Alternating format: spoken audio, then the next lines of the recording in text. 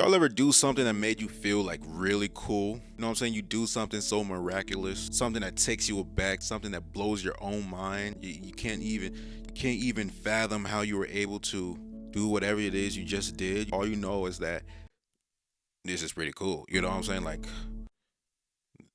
I'm hyped. But downfall, right? Downfall to that. Uh no one was around to see it, you know?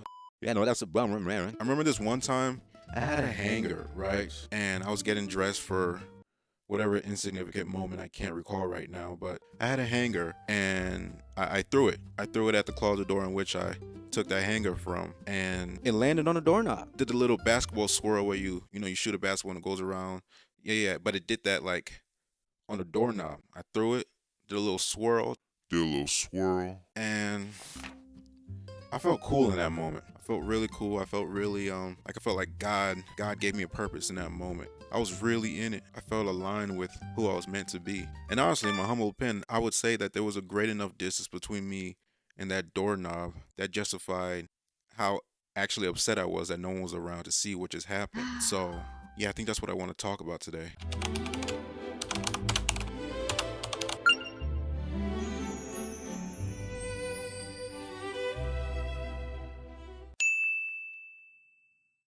Validation is like one hell of a drug, especially when you're young, when you're growing up, when you're sensitive to the world and what it has to say and how it's editing you and grooming you, you know. Validation, especially when you're young, it feels meaningful and comforting, you know, to be applauded for the way in which you align yourself with other people's worldview, or you kind of gain their approval. To be the existential newbie, you know, you come into this world as a rookie, you're paying attention to the vets and how they move and what they're telling you to do, right? And then you grow up, and then you realize that these vets got like a serious case of PTSD.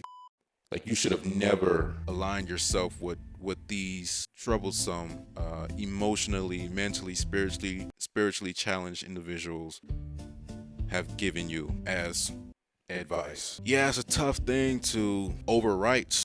Cause, like, honestly, right? Worst case scenario. Am I saying that right? It sounds weird when I say it. Worst case scenario. Yeah. What was that? Worst case scenario, you're trying to gain the approval of someone who refuses to believe in anything good. Someone who thinks that existence as it is an undeniable evil. It's like okay, so how we have doomsday preppers, right? This type of person is like a doomsday initiator. He's someone that, or she, you know, it will show up in its specific sex oriented temperaments, but it does show up. You know, that resentment does show up in the manner in which it does, the manner in which it correlates with sex. But it's like, yeah, you just can't be around these people. These type of people are looking to begin the end of times as soon as possible, right? So essentially, when you're around these type of people, just forget to remember to bring up things you deeply care about. Forget to don't mention the word hope. Don't mention the word dreams. You might trigger a panic attack. So that being said, though, the only caveat, I just can't pronounce things today. Caveat.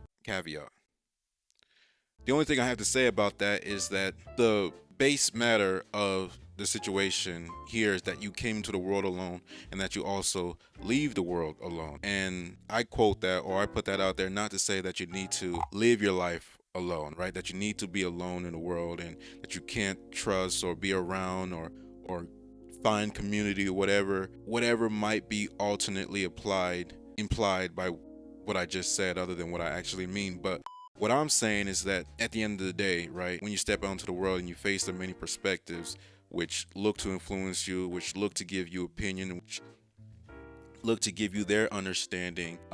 Again, at the end of the day, you know, to come back to yourself and realize or understand or accept the truth that you know, right? The truth that you can't forego. Like, no matter what, you can't leave yourself, right? And so there always has to be the integration of community with the self, right? And that's the toggling that you have to do throughout life, right? And so validation is good, you know, but for me personally, as I'm reflecting and coming to and understanding for myself, it's important to learn how to live without the applause. It's important to learn how to be alone, right? How to cultivate meaning on your own. That way you can bring it back to the community, and you guys can share an honest truth, not something that's fixed by other people's lived experiences, right? I think what's supposed to take place is that you guys have your own separate individualized lived experience, right? But then you come back to the group and you share that in honest fashion, and that's fleshed out in such a way where you abstract the through line, you abstract the greater truth from the shared stories, and then that's what you're supposed to incorporate in yourself from the group. And then you go back into life, and then you do your own individualized experience and learning, and then you come back to the group. It's that relationship that you have between yourself and other people. It's what essentially is a story, right? It's what takes place. It's the reality of existence. It's the importance of self tied in with the importance of community. But anywho, yeah. Hey, subscribe and like and share and comment. Definitely comment. If you're not gonna do any of those other things, comment. I look. Add to the yap, bro. Add to the yap.